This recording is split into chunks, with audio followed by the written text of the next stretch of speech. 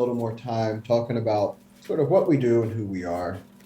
So we are, it says over here on the side, small parcel, fully outsourced planning, execution, network optimization, a whole bunch of words.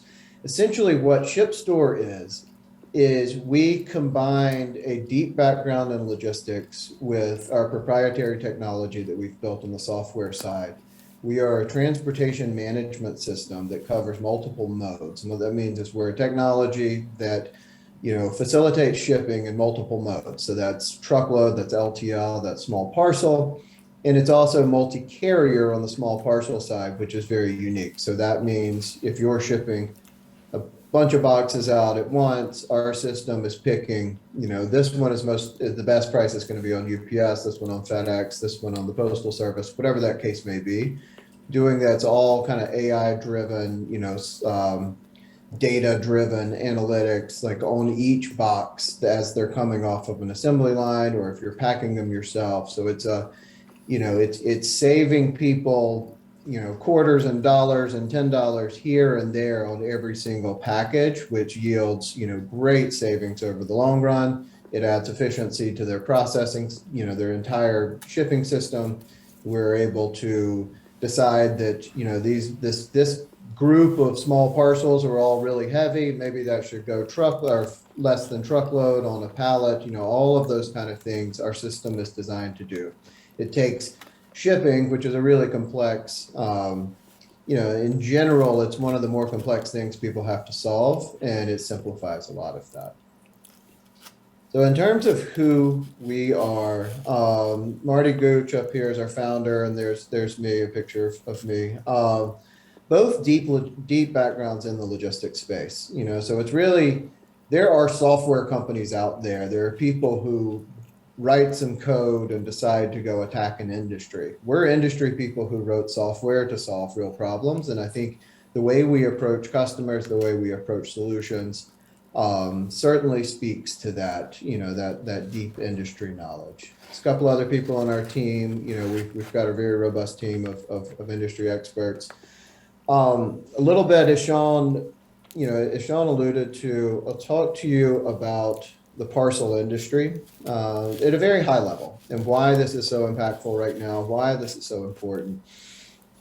As I'm sure you know, in your personal lives, customer buying patterns have changed. People are ordering more and more stuff online. Amazon's pushed a lot of that consumer behavior. COVID accelerated that behavior.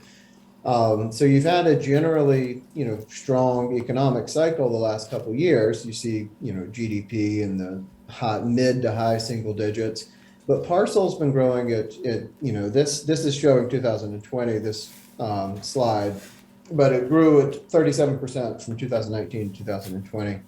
These industry numbers take a long time to compile. We haven't gotten official numbers out for 2021 yet, but generally speaking, looking at growth in that same ballpark, if not higher. On a per day basis, that means in 2020, there are 55 million parcels shipped. This is just in the US.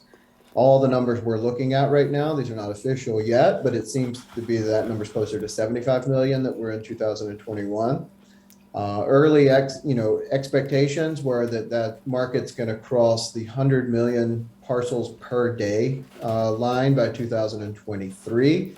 Though we're hearing more and more these days that's likely to come in 2022 instead. So just massive, massive growth. And it's driven by a couple of factors.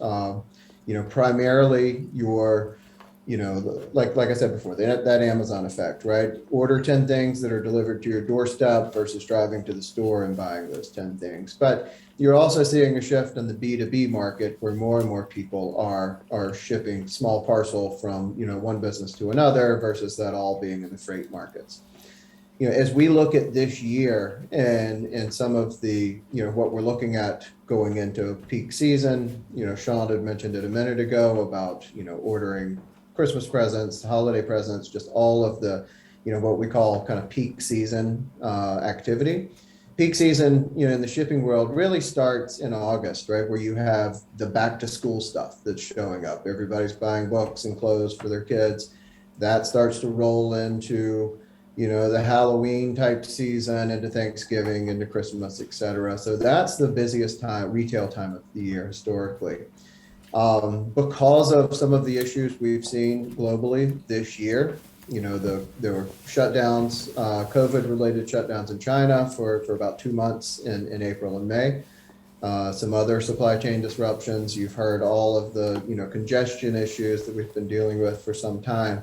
That normal flow of goods has been disrupted. So all of those back to school supplies, all of those things that you normally would see show up and start, hitting warehouses in August, then hitting store shelves in September and October and November. Those things are all delayed by 2 or 3 months. So it's going to most likely be an even more chaotic shipping year this year, and the fall and winter of 2022 worse than we saw last year, which again drives the need for this type of a system, this type of more people are going to ship in parcel because it's smaller lots and there's more expedited shipping. So things are running behind, so you get it quicker ordering it online. It can ship from anywhere in the country instead of the store that's in your town.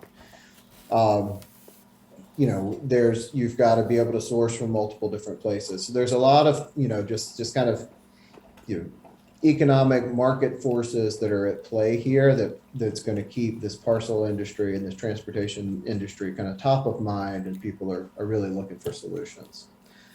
We're not just US focused, we're globally focused as well. And when you look at everything that's happening in the US, that's just a snapshot of the world, right? Where I was talking about 55 million per day, in 2020 and growing. That's 360 million parcels per day worldwide. It's another 30% growth year over year that you're seeing on a global basis. So this is it's an exciting time to be a freight guy. I've been in this for 20 years, and this is just a super fun time to be tied in and providing solutions in this environment.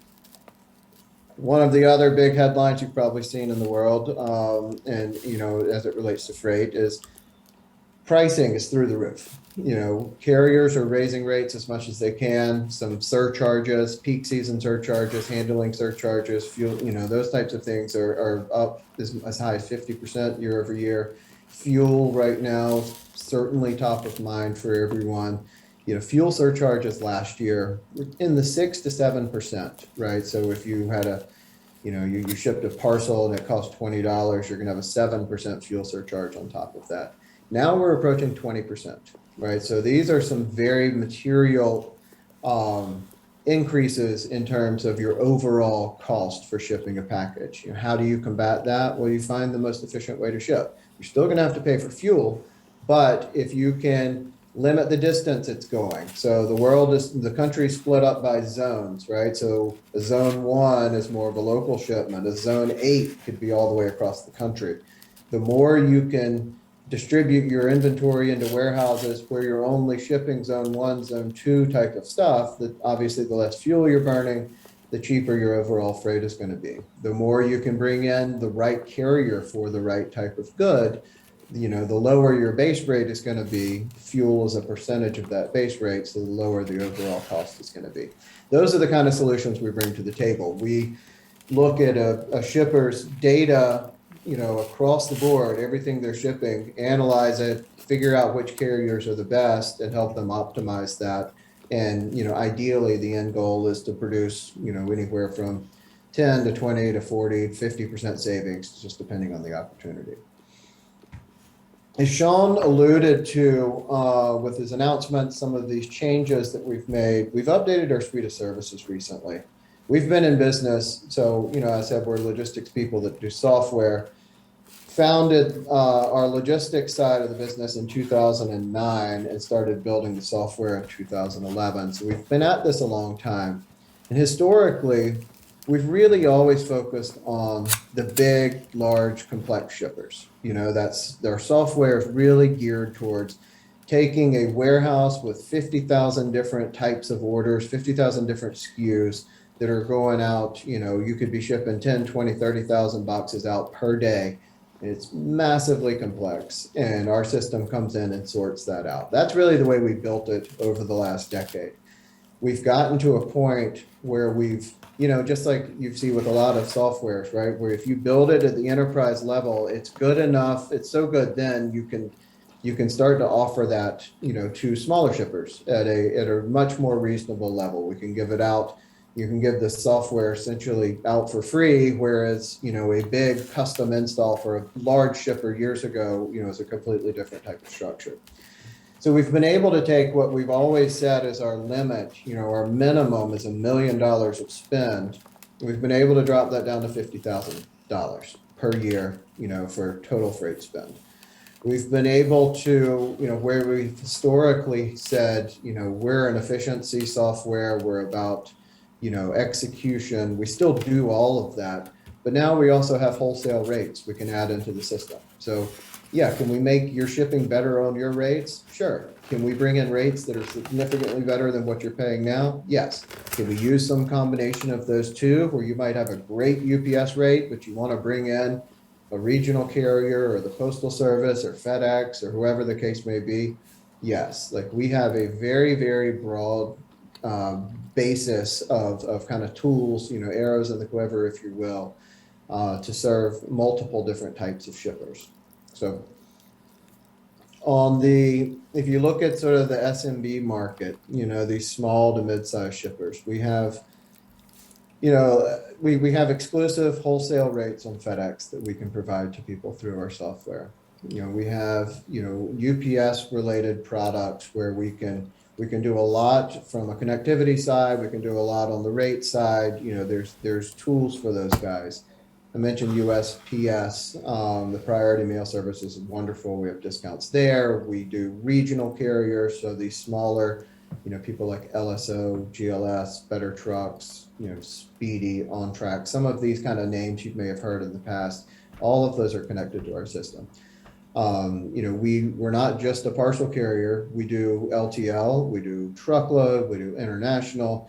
Basically, our system is geared around, the parcel execution being kind of the anchor here in the middle. We're really good at that, but we can take an entire, we can really take over an entire shipping department. If you have a company, some people who are in the industry that are, I don't know, retailers doing, subscription boxes. They're into selling they're good at selling what they do, and shipping is just something they have to do. It's a necessary evil of the business.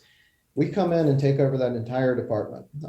So we can handle all of the shipping, we handle all the carrier management, all of the claims, all of the invoice reconciliation, all of those things that, make shipping as complex as it is, again, blending this technology as well as just logistics as a service. On the larger shippers, the more complex shippers, one of the things that we really lean towards, because we have access to all of these different carriers, all of these different modes, all of these different kind of network optimization tools, we offer transit time optimization as a service. And that's, again, it's a mouthful of words, but what that means is, we're not saying, hey, let's get you a good FedEx rate or a good UPS rate or a good, regional carrier rate, or those things. That's mathematics. That's the equations that are happening in the background. But by transit time optimization, what we mean is we're going to design you a bulletproof 2-day solution that's going to get there as cheaply as possible. We're going to have a 3-day solution for you, a 4-day, a 5-day, whatever the case may be. Carriers can, shippers can offer their customers a range of things. Your 2-day cost may be this, your 5-day, your economy, your overnight, whatever that is. And it's really a carrier agnostic strategy. Very, very meaningful. We're we're getting requests for this every single day, especially from the e-commerce shippers, in the world. They're trying to compete against Amazon. How quick does it need to get there is much more important than, what the carrier is. That part doesn't matter as much. So those are, that sort of, again, optimization is something we live by. Those are the services we're bringing to the table. Enterprise level as well. If you get into the international side, you get into the larger shippers, you have tons of carriers at the table. You're doing very complex, sorting and network engineering. We can scale up. To as big. I think our largest customers right now are spending over $500 million a year on shipping. And, like I said, now we're bringing in some of these just recently that are well under $100,000. So just a huge wide suite of services. Say down here on the bottom of this slide, this fully managed freight and parcel service. And I wanted to talk about just a little bit of what that means. What does fully managed logistics mean? Well, first, there's a planning phase, right? And I've kind of touched on these things a little bit, but planning, right? You ship out 10,000 boxes a year, or you ship out 50,000 boxes a day. There's whatever the size of the shipper, there's a plan, right? Who are you shipping to? What do these things weigh? What are the expectations from the customer?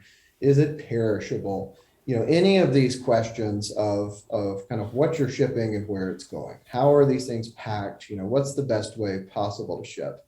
And then we have network engineers who will sit down and come up with the best possible plan. Either use our rates, like I said before, use your own rates, help you negotiate better rates if you're still using your own account, using some combination of all of those things, figuring out where your warehouses may need to go. Just let's build a playbook based on the parameters, and every single customer is different. Then you have the execution, right? What's the point in putting together a plan if you can't execute it? And that's where our software comes into play. We have all of the logic built in that allows you to follow the plan. This box is supposed to go on FedEx. This is an international box that goes DHL. This is a frozen box. It has to go overnight, whatever the case may be. That software is right in the middle, making sure that's all happening. Then the next point, maybe the most, it's probably it gets the least amount of love, but it may be the most important. It's the admin side on the back end, right? We've put together this great solution to help save you money.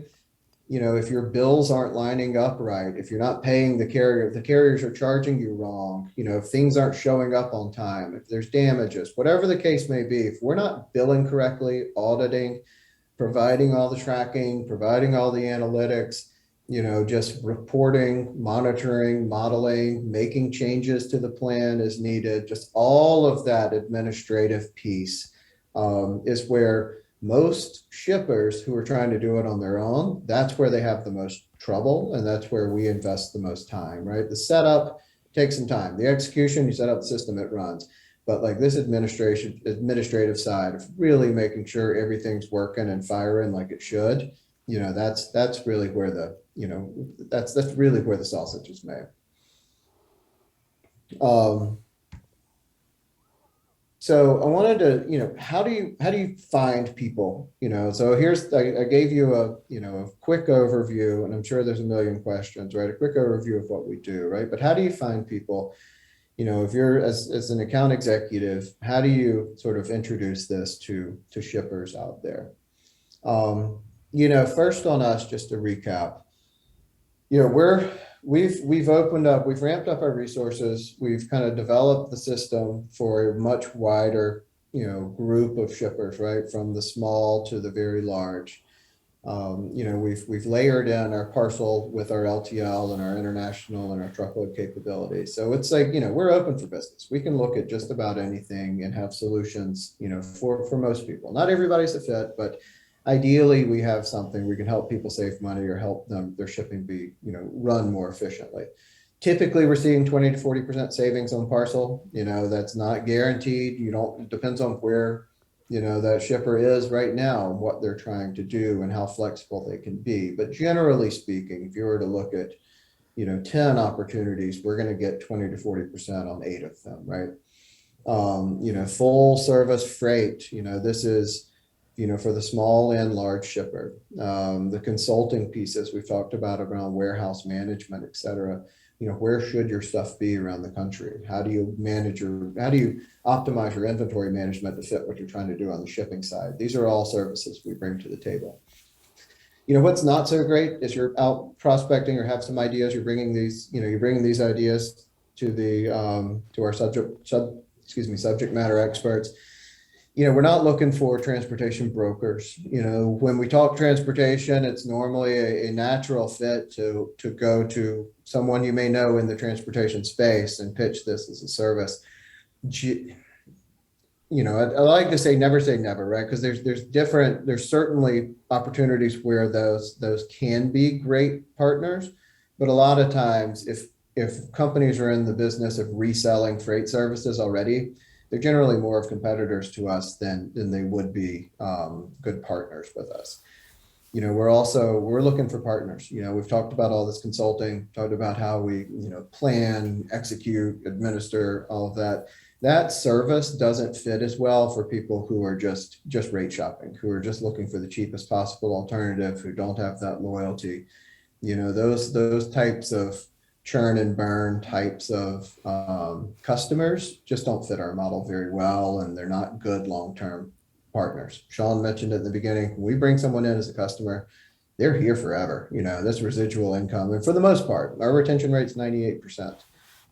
So bringing in a really good prospect to us that turns into a good client of us means it's most likely 9.8 out of 10 times is going to be a customer that we keep for the long haul, which obviously creates mutual benefits between ShipStore and you as the account executive.